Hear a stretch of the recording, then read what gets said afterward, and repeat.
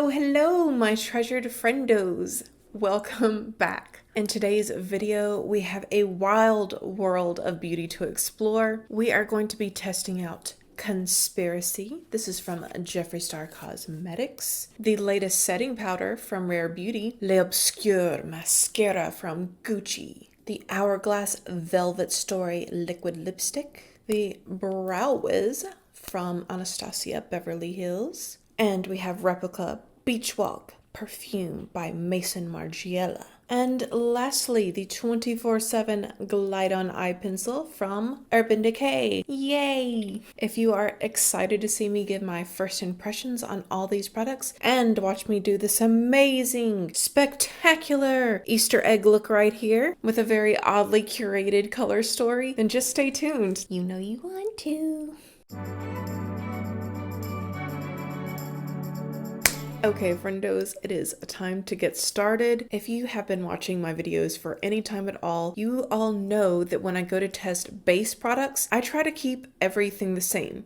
And what I mean by that is, if I'm testing out a new foundation, I'm not going to make any alterations to my primer or to my concealer or to my setting powder. The reason why is if something were to go extremely wrong or if something were to go extremely right, I wouldn't know the cause if I had put on 2 or 3 items that were different. So in this case, we need to work with one variable at a time and see how everything turns out. So today I'm going to be starting out with the Rare Beauty setting powder. On my face right now, I have a trusted primer, which is my Becca Skin Love. Used it plenty of times, love it. The Pure 4-in-1 Love Your Selfie Foundation, again, tried and true. And finally, under my eyes, I have the Touche Éclat High Cover Radiant Concealer. This is from YSL. Again, these are tried and true. I know that if something goes wrong, it's not because of one of those products. All right, so let's get to it. This is the component. Now with a brilliant powder brush from IT Cosmetics,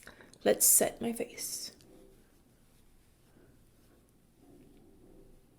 So friendos, my thoughts are right off the bat as I see this sitting on my face. It definitely looks interesting. Now, I think that it does give a nice like blurred effect to my cheeks. I don't see a lot of pores or anything on my face. In fairness, the foundation is fabulous for that kind of thing. I will say I don't feel like this did my under eyes any favors. Have you guys ever used a powder to set under the eye and then your eye look darker than what it did before? That's what I feel like kind of happened here. I absolutely don't like it for setting under the eyes. Everywhere else though on my face, things look blurred and pretty. So friendos, I say we keep on going. By the way, that powder is $22 in case you were wondering, and it is available on Sephora. Next up, we'll go in with the Anastasia Beverly Hills Brow Whiz. Now this product has been around for a while, but I've never tried it out. The tip on it is super, super small. I'm not sure if I like this.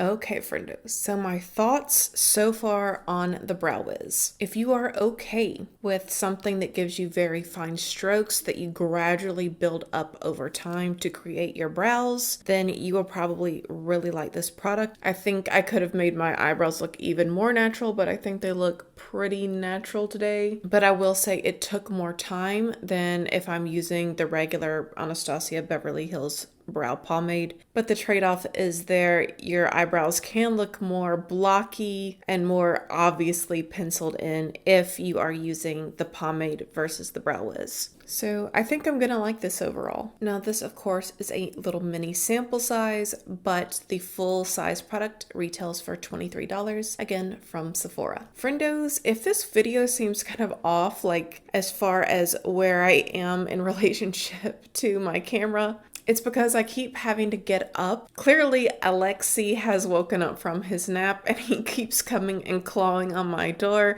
But when I go to answer the door, he runs away. He's such a prankster. That little cat is keeping me on my toes. All right, moving on to our next product today. I guess we'll try out Conspiracy. This color story. It's a weird one.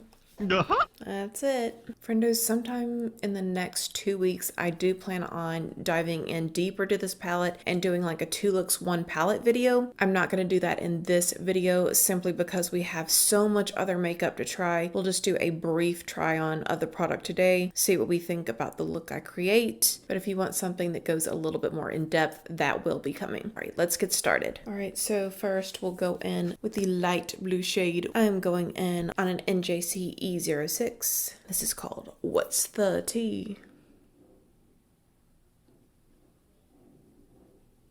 It is smoothing on very nicely. Bravo. Next we'll go in with the yellow shade called Food Videos.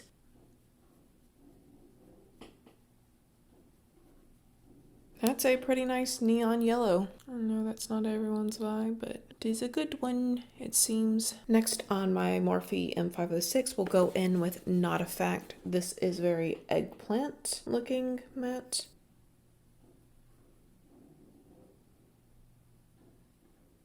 Then on a rougher number 14, go in with the pink shade Pigment.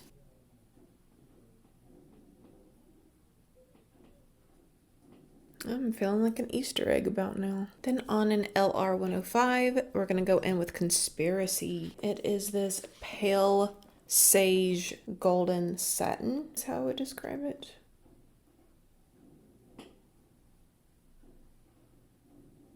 So this is pretty. Again, I would describe this as more of a satin than I would like a sparkly shade. I am going to spray my brush and see if we can get it to be a little bit more blinding. I would say that I wish the shade was a little bit more brilliant. I don't know that it's supposed to be more brilliant, but I personally would prefer that it be more like sparkly and have a little bit more pizzazz. Going back in with Pigment. I'm going to do my other eye off camera, but I want to go ahead and test this Gucci mascara before I put on my fake lashes. So let's try it out. This is the Gucci L'Obscur. I'm doing my best, guys, to pronounce this right. Mascara. Let's go ahead and try it out.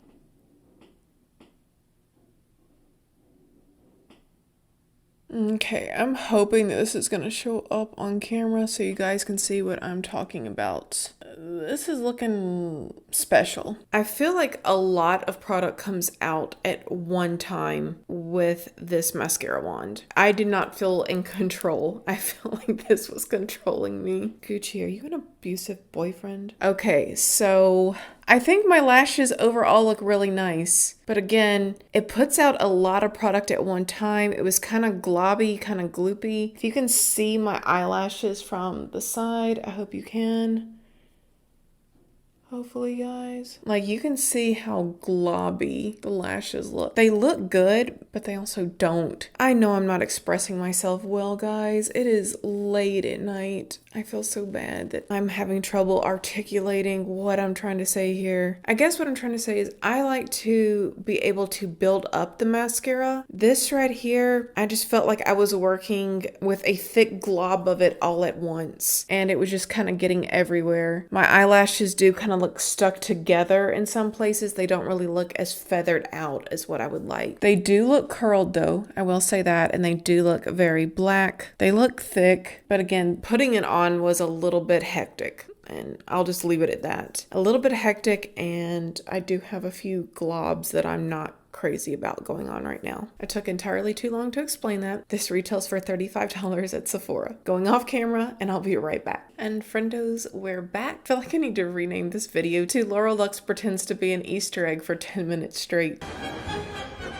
I mean, this color story, it's something else. I probably could have done a better job of picking different colors, but I was trying to do some of the more exciting colors in this video. Since this is a first time try on, we're here, we're just gonna roll with it. Okay.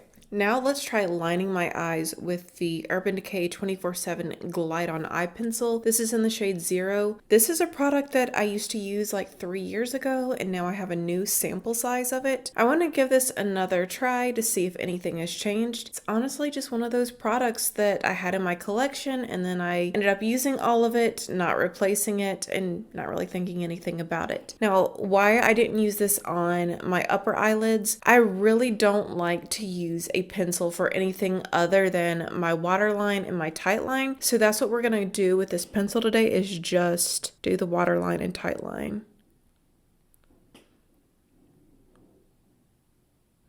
It's gliding on very easily. We've got a really nice rich opacity. I'm gonna go ahead and do my tight line as well. So Friendos, so far I'm pretty happy with it. I feel like the only thing left to test with it to see if I'll like it long term is just the longevity of it. And of course we can't do that all in the hour that it's an hour for me that I'm sitting here. So we'll have to come back to that on another day. And if you're looking to get a full size of this eyeliner, it does retail for $22. Since I don't have a new blush for us to try on today, we're gonna go back into the Conspiracy palette and we're gonna use Pigment as our blush. I'm gonna go in light-handed.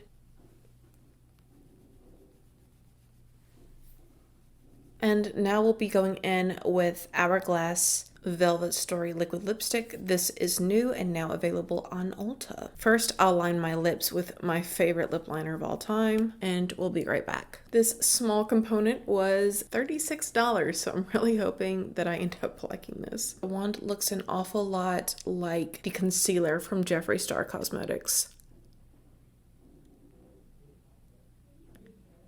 Alright, Friendos, so far I'm not so sure. I'm gonna wipe off my lips because I did have some balm on before, and that might be why this is not drying down, because it is not drying down. Okay, round two. Let's see what happens. And Friendos, I'm a little bit confused by this product. I thought that I was buying a liquid lipstick, like a normal liquid lipstick that just dries down. This is not really drying down so far. So I'm going to take to Sephora and see what the heck I bought. All right, this says it's a featherweight lip mousse that delivers a diffused, soft focus matte finish with a velvety texture for comfortable wear. This doesn't really look matte to me. There's definitely some shine going on. What else you need to know? Unlike traditional matte liquid lipsticks, this formula delivers an infusion of color that floats on the lips and provides a soft focus blurring effect. I mean, it does look soft focused and blurred, but it's not drying down. The whip texture goes on smoothly, leaving a cushiony velvety feel for comfortable wear. Velvet Lip Story Cream is a custom applicator for precise definition.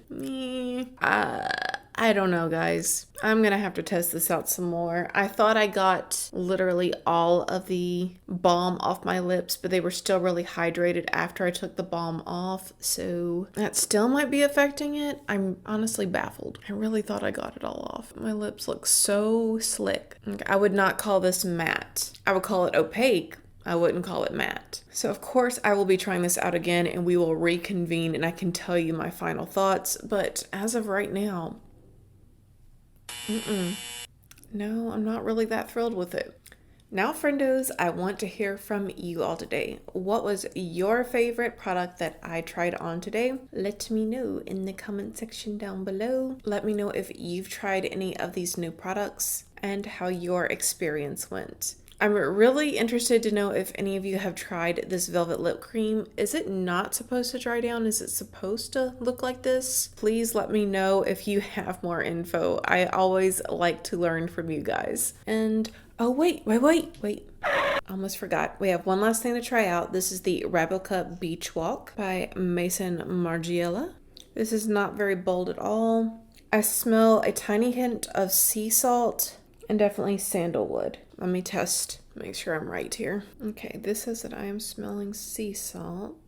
It doesn't really give that much away as far as what's in it. So on Sephora, it says that the keynotes are bergamot, heliotrope, coconut milk, a fresh scent inspired by salty air and rays of sun where bergamot and pink pepper fuse with lemon atop a floral perfume of heliotrope, coconut milk, and musk. Doesn't say. I really feel like I smell sandalwood. All right, I'm going to Fragrantica because they'll know. Okay, this says that the woody scent is cedar.